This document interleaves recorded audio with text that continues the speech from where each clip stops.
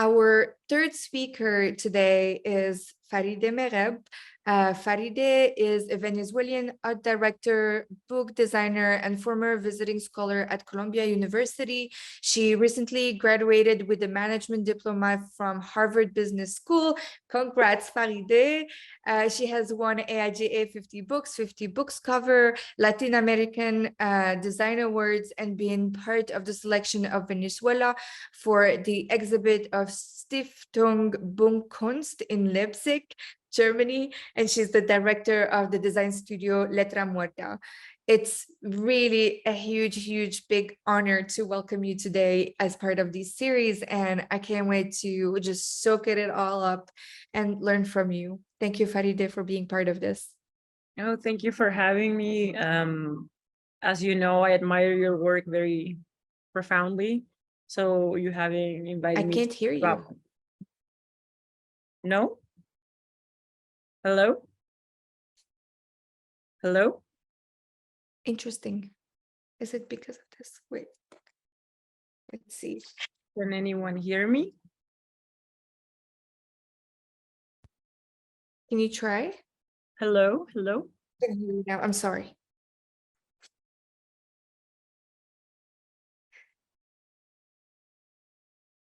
Let's do it. I can hear you. Hello? Now I can talk? Okay, perfect. So as I have told you, I deeply admire your work. So to me, it's an honor to be here. So I want to start talking a little bit about what I do with this project. So this was the first book that I ever did independently. So I had been working as a book designer for many years, doing books for clients.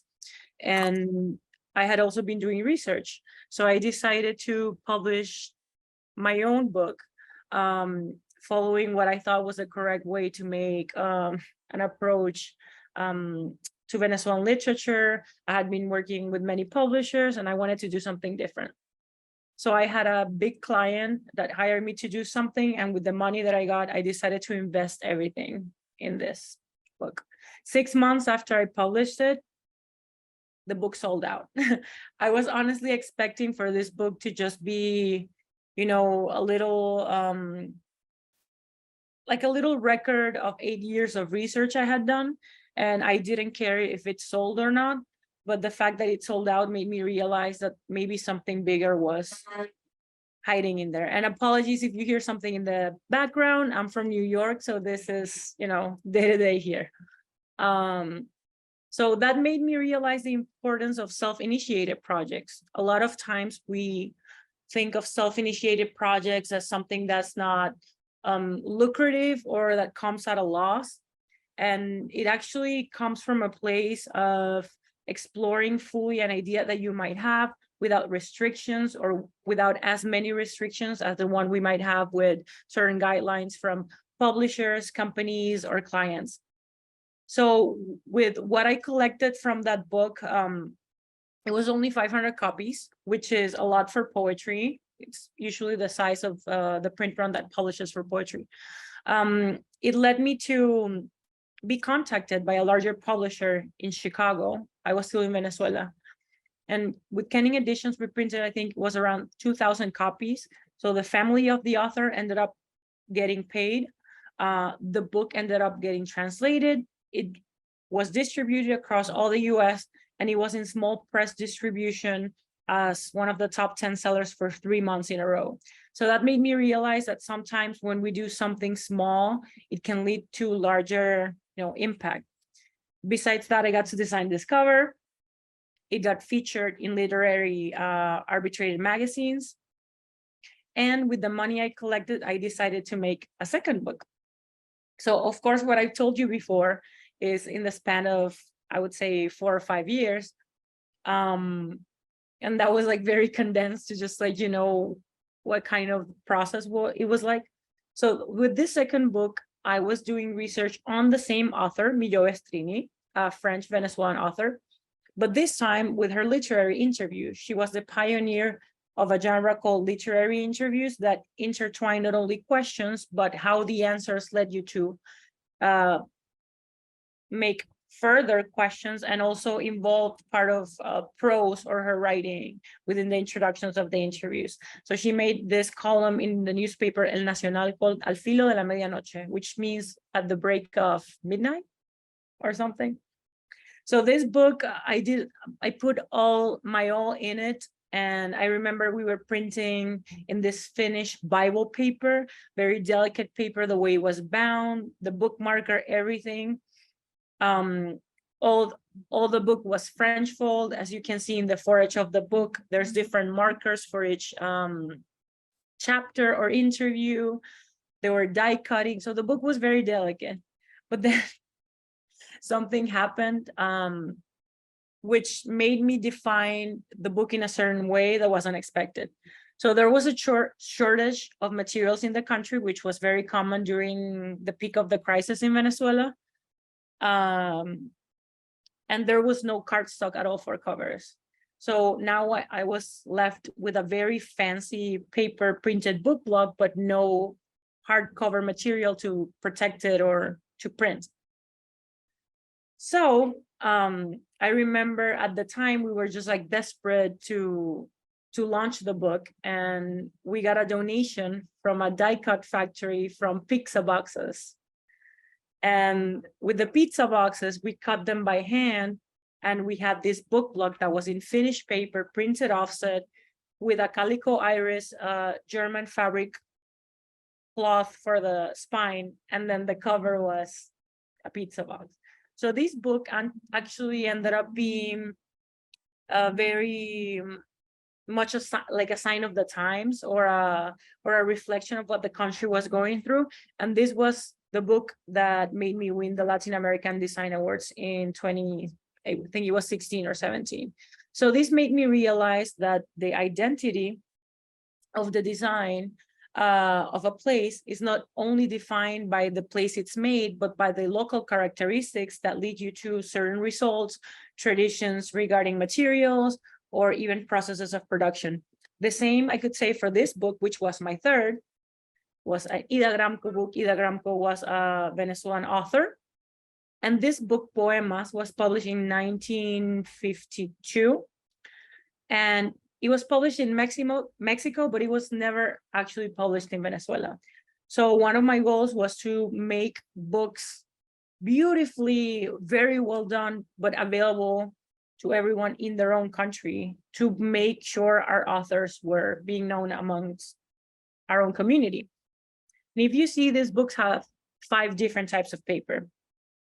And although it was a conscious choice, and each section of paper reflects a time period of her writing, because this book comprehends poems from 1947 to 1952, it was also a result of scarcity. To get such fine types of papers from different countries was very hard. So I decided to make a gradient with papers that were left over from other books. And I ended up doing 2 print runs, one in red cloth, 150 copies, and one in blue cloth with 150 copies. It came in this box, and it also had a miniature. And the miniature we actually bound by hand. So this just to say that from the lack of certain materials, we can get really interesting results. This book was also a finalist in Latin American Design Awards, and it was one of the selected ones for Leipzig in Stiftung Buchkunst. And in this sense, I like to approach my practice as always as a student. And I was talking about this recently with my studio partner. I got the opportunity to be invited to Connecticut from Connecticut's Art Director Club to judge a design competition. And I remember there were 2 rooms, one large room with a lot of entries from different professionals, and there was a smaller room with student work. And I was, making my way through all the entries. I was like, oh, well, this is really good. This is really interesting. And I left the student work for the end, because since I was also a teacher for a very long time, I was like, oh, this is going to be, it must require more focus on my end, because I have to be, taking in consideration that there's students that they're still learning. To my surprise, when I went into the student room, I started crying.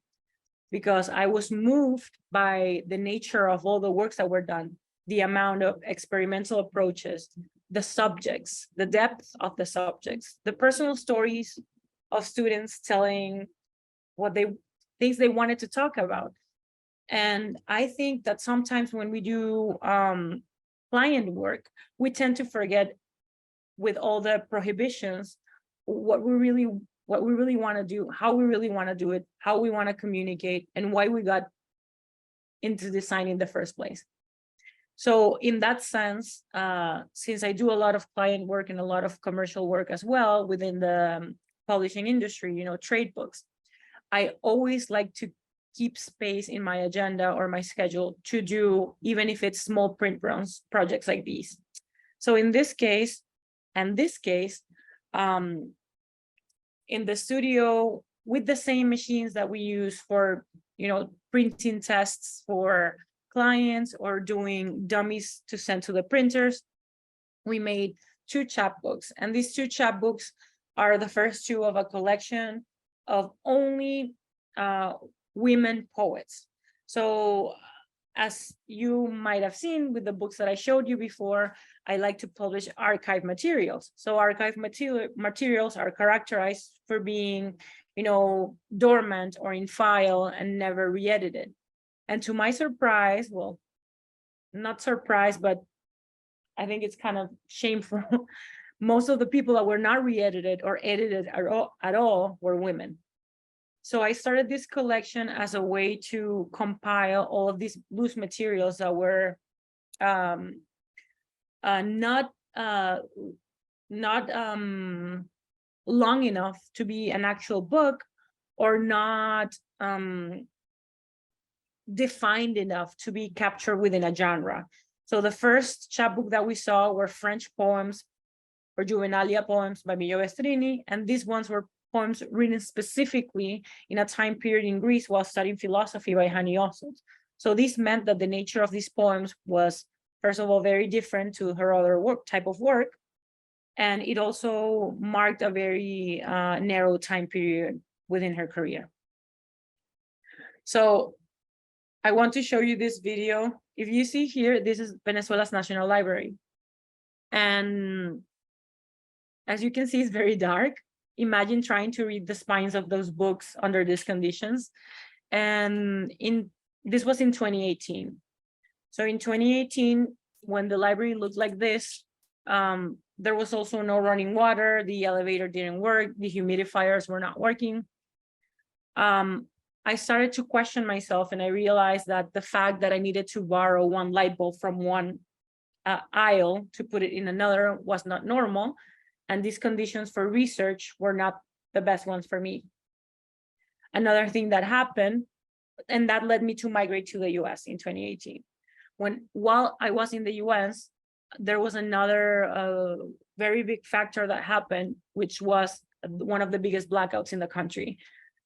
And that led to many repositories for archives to be completely deleted.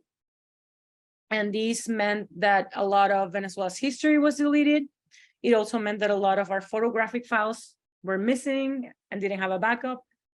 It also meant, not only from the archive perspective, that a lot of people died in hospitals and on terrible conditions because of the lack of infrastructure to support what this meant in the country. And that also meant that one of the biggest supplements, literary supplements, that was being circulated in the newspaper, the same that was compiled on the second book I showed you, stopped at all printing because of lack of paper, and ended up being a PDF on email. After that happened and the paper kept circulating by email, the physical file for the physical place for the newspaper got taken by the military. So what I want to tell you with this capsule of information regarding libraries, regarding newspapers, regarding paper, regarding the military, is not to make kind of like a gruesome scenario of what my birth country is like, but to tell you how important or how revolutionary it is to document things. So based on that, there's a series of projects that I have been doing with the help of other institutions, where I have chipped in time, money, or even design to accomplish. So this information gets compiled, distributed, not only printed, but digitally. And that's the case for this particular catalog. So this catalog compiles most of the graphic work of Carlos Cruz Diez.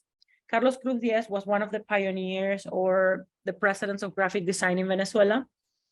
In the beginning, there were no graphic design schools before the 50s.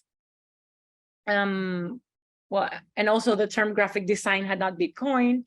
So we had a school called Cristobal Rojas. And in that school, many painters and artists were doing, let's say, de manera indirecta, in an indirect way, were doing design. They were designing packages, they were doing book covers, they were making posters, and one of the main ones doing that was Cruz Diez. So Cruz Diez became famous for his kinetic work, and then he migrated to France. But before he migrated to France and did kinetic work, and while he was there, he also practiced graphic design. So all of this work was compiled with Museo Reina Sofia, Atelier Cruz Diez in France, Atelier Cruz Diez in Panama, Fundación Cruz Diez in Texas. So a lot of institutions work with Letra Muerta to make this available. And this also became an exhibit in Europe and in Venezuela. So this to me meant that a year of work on this, which required a lot of detail and a lot of analysis, ended up being a resource for people from younger generations in Venezuela to know from our beginnings. That could also be the case for this book, for example. This is a book that I made for a client, Carlos Beltran. Carlos Beltran is a photographer and a documentaries that works at NBC. He works with subjects of migration and climate change, and he approached me before the pandemic, telling me about this project. He had documented Caracas, the city of Caracas, in 35mm film, and he wanted to make a book about it, about how the city spoke to him, and how Yadira Silva, a woman who was imprisoned, managed to find her way out of prison and into civilian life again through writing. So all the book narrated her experience while in prison, and also the context of the country within the prison system. So this was a very tough book for me, being a person who had just migrated from Venezuela into the US. So one of the goals I wanted to achieve with this book was not to only document it, but to make it into something meaningful. And I think for it to be meaningful, more than divulgatory, two main things had to happen. One, the book got printed in Venezuela. So it was a huge effort, because it implied not only printing a book in Venezuela, which, as you know, was already hard because of the paper, the cardstock, the materials, the political context, but it was in the middle of a pandemic. So that made things extra hard. So the fact that the book got produced in Venezuela was one of the main goals for me, since the book was about Caracas. And the second thing is that the book itself also collected funds to make things different. So with this book so far, we have collected more than $5,000 that have been donated to humanitarian action. So the process of this book led to something greater, which to me is one of the main reasons I do the work that I do. And within the same line of, I would say, understanding, I decided to work on this project called Notions of Exile. So Notions of Exile, am I going too fast? Nope. So Notions of Exile, I'm gonna drink a little bit of water because speaking English makes me tired.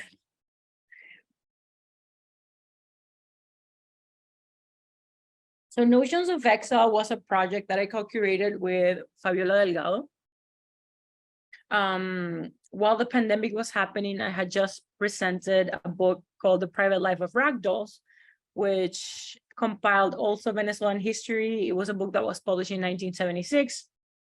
And that process of that book led me to want to expand on subjects of local traditions and also migration.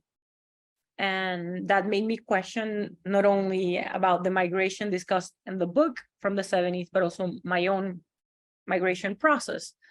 I bet you can see in everything that I'm showing that there's a lot of autobiographical aspects in the work that I do independently. It might have to do with the fact of how psychoanalysis influences my practice. It might have to do with the fact that I also studied art. So there's a part in me that believes that subjectivity is always present, no matter what we do or who we do it with. So Notions of Exile was a digital exhibit. This is a website and repository for the works of artists to discuss subjects that were happening regarding migration and the situation in Venezuela. We managed to get a big amount of financing to put a show together. We had imagined this to be a physical exhibit with a public program.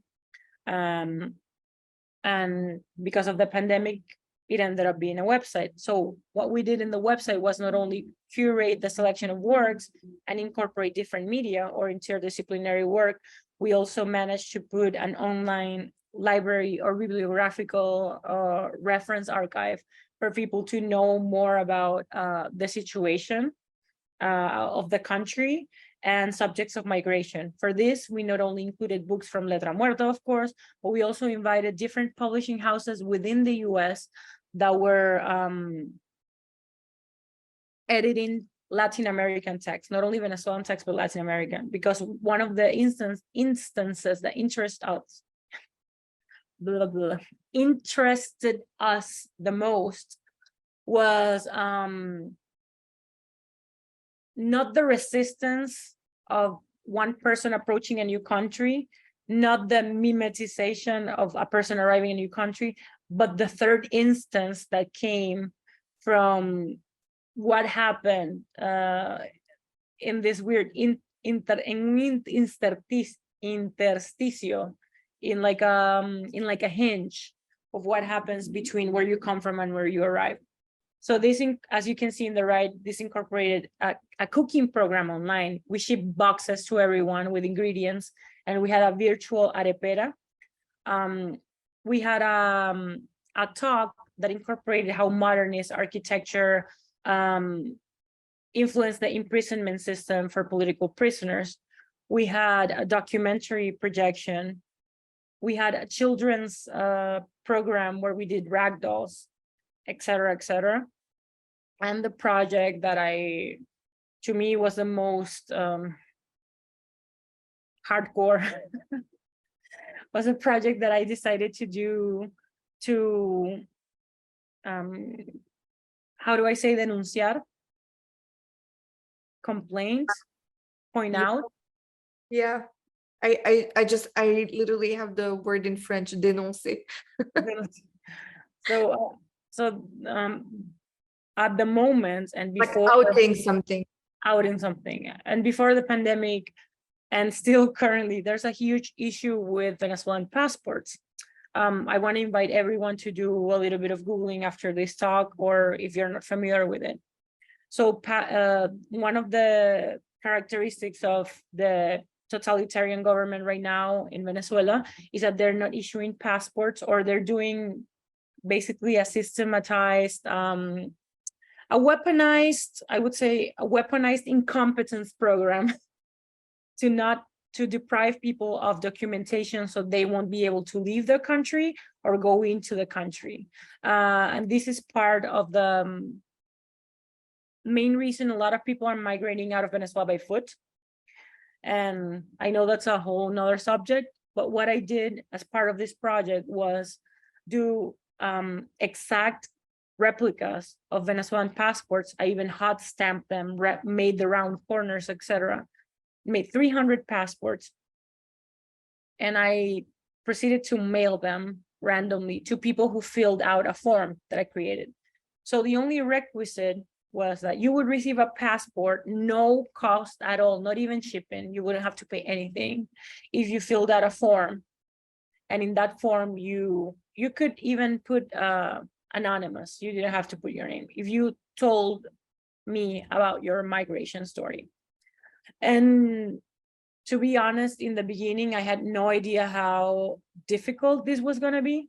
As I received the first submissions, I started to tell myself that this was not a good idea because I don't know if there are migrants in this call right now, but the process of migration is also a process of mourning.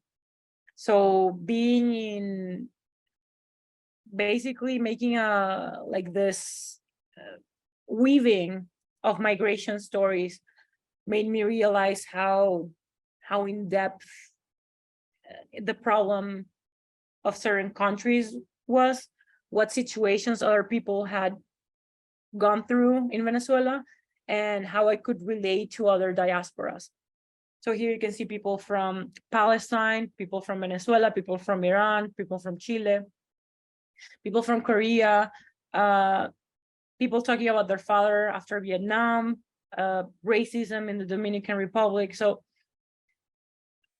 after I submitted the 300 passports, and it's kind of funny, when every time I went to the mailbox, I spent so much time putting the envelopes in the actual mailbox because it was kind of thick, each envelope. Spent like 15 minutes standing in front of the mailbox. It began to be like a mantra, kind of like an exercise. And the 300 passports ran out so fast. And when people got them, I asked them, use the passport to document, or to do collage, or to put photography, or to not do anything, just have the passport. And make that kind of like a catalizador, like a channel, like a memento, or like an object where you could channel, these feelings or these memories. And this also led people to publish on social media and be in contact with other people in the diaspora. So this, to me, more than a actual physical result of something, was a whole experience, or creating an instance where with design resources and techniques, I could create something larger and more meaningful. And some people, when they got the passports, they reached out to me and were like, I have been undocumented for 3 years. I can't believe I have a passport in my hands. I wish it was a real one so I could travel and see my family. Some people took selfies, like this person. Some people did collage with photography. Then there was a person who actually did augmented reality, and each page of the passport had something that, if you scan with your phone, created something else. So it was really interesting to see how everybody interpret their own story through the object as an excuse. And talking about migration, which has become one of the main axes of the work that I do, or the research that I do, given the fact that I'm an immigrant, I started to look for answers within my own story of what impact as we can have as immigrants within local design scenarios or cultures, or not cultures, or niches or groups. And I submitted a proposal to talk about a designer that was one of the pioneers of Venezuela, but her work was never recognized. No surprise, a woman, Karmele Leizaola. And Karmele Leizaola was running away from the consequences of the Spanish Civil War. And as she was in the ship to Venezuela, it was the end of Second World War. I submitted this proposal to do research through the printed publications where she worked and build a timeline of her life, which was something that was non-existent. And I won a research grant with 10 by 10 photo books here in New York that allowed me to not only build this timeline, but to also notice that most of the reasons that Karmele and maybe other women didn't have timelines or books is because they were not even credited in the publications. So the research work was even more tedious and thorough. I had to do a lot of interviews. I had to contrast a lot of, there's something in Spanish we call método de la triangulación, which translates to triangulation method or something like that in English, and means I had to contrast actual documents, titles, passports, photographs, etc., with verbal or oral testimonies and political context to manage to build a coherent scenario to talk about this woman. And here is part of the publication. The result of this ended up being a newspaper of 3 volumes. To me, it was important that it was a newspaper because Karmele was a newspaper designer. And besides being a newspaper designer, currently in the country, in Venezuela, there are no circulating newspapers because the government, made it impossible for people to publish, took the locations, took charge also of the foreign currency, etc. And then in these 3 volumes, you have 3 stages of her career. The first one, you see her as a child in the cover. The second one, you see her when she was working at Tipografía Vargas in the 50s. And then in the third one, where she was already more advanced in age. And besides this, I also wrote a text explaining a little bit about her life's work. And this is the third one. This is a chronology. And it was actually printed in newspaper. This was printed in the UK by Newspaper Club. So besides having the newspaper, which was nice, and it was also, fantastic to smell the newspaper, have it in your hands, have it in the actual format, in the actual paper. I wasn't printing 5,000 newspapers. I printed 150, I think it was. So I decided to also put this information on an ISU account so everyone could access it online.